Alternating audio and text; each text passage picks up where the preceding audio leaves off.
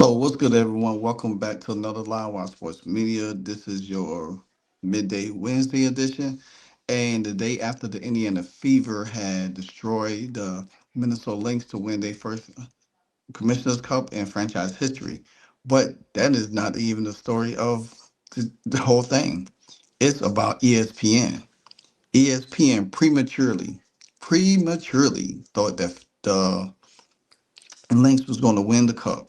And they went out within, 48 minutes prior to the game being over and posted on their YouTube page, live stream, that the Lynx um, dominated the Fever to win the Commissioner's Cup.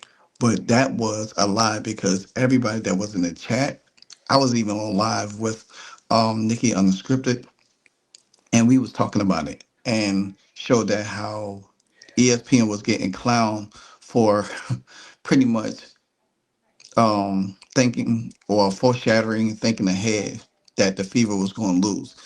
And this is just funny to me because I think the Indiana Fever threw a monkey wrench into the script.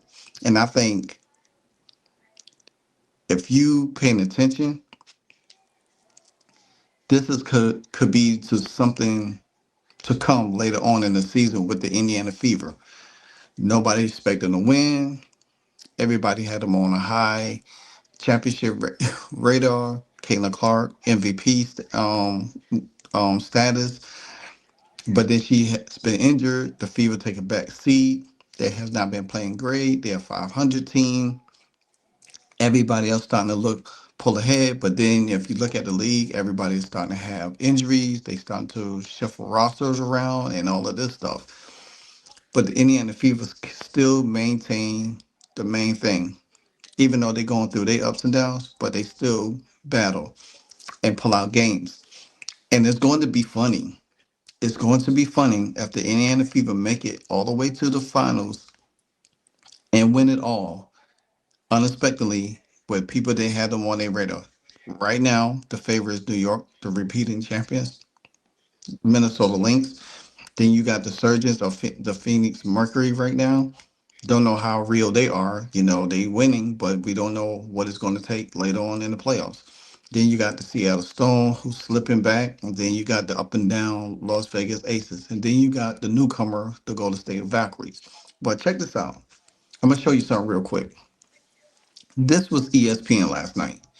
Now, if you look towards the right, you'll see it says Lynx dominate Fever to win championship cup, the wrap up. But then they had to change it later on.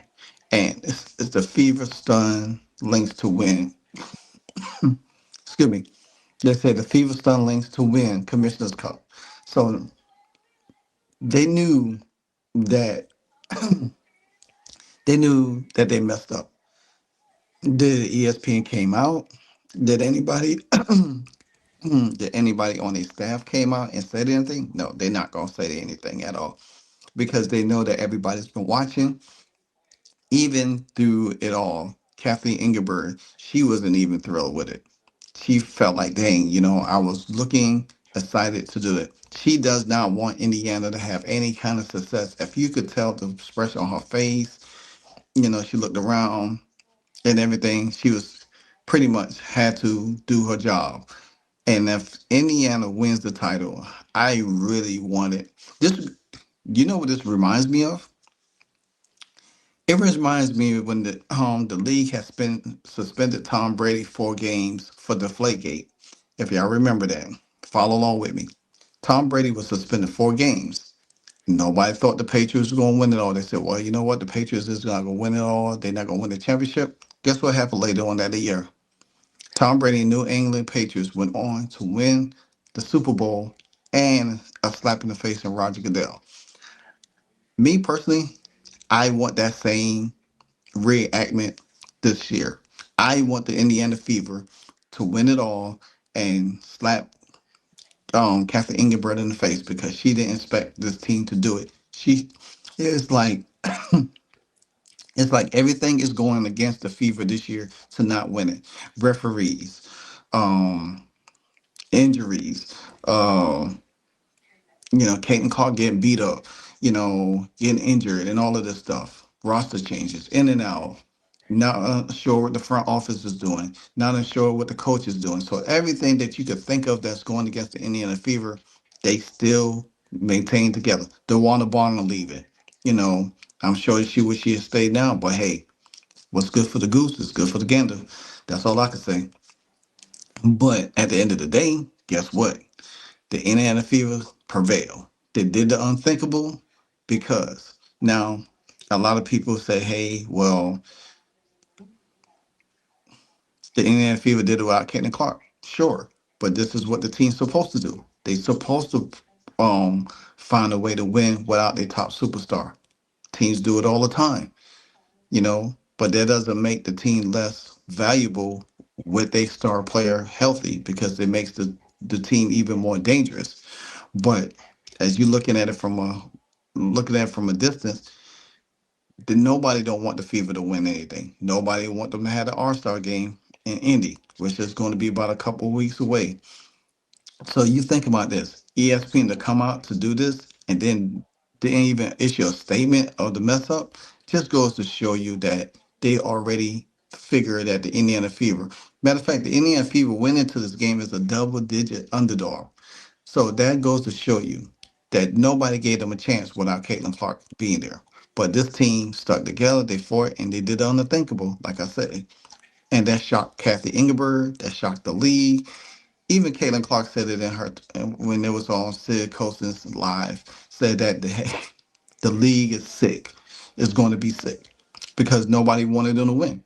Everybody wanted, if you think about it, everybody's so against the Fever and Caitlin Clark. If Caitlin Clark them had lost, you knew what the narrative would have been. She can't win. The Fever didn't win without her, whatever the case would be. Caitlin Clark still can't win the championship. She can't lead a team.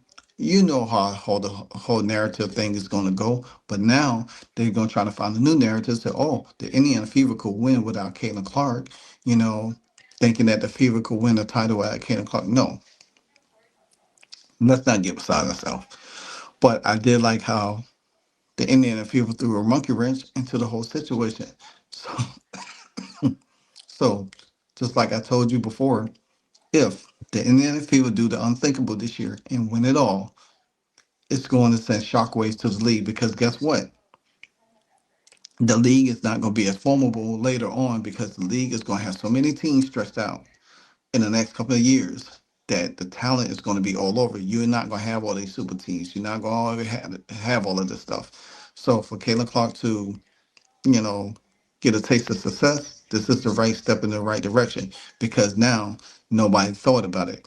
And so, like the saying goes, it's Fever versus everybody.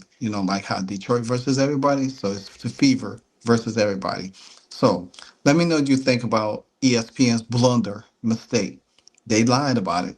They lied about it. They tried to pull a fast one and they got caught with their pants down. So like, comment, and subscribe. Hit that notification bell anytime I drop a hardcore video. Be sure to tune in to Thursday night for the Aces versus the Fever. I will be going live on that again. Until the next episode, you know what it is. And if you don't know, now you know. Hey, so amazing. You see how they playing? Live wire. It's all about sports and entertainment. You don't want to miss it. So official like you never seen. Keep it going till the whistle blowing from the referee. Everything from highlights and stats. You know that we gotta run it back. Whether on the field or the court. You know that this is where it's at. Subscribe, no delaying. This is Live Wire. Sports and entertainment. Let's go.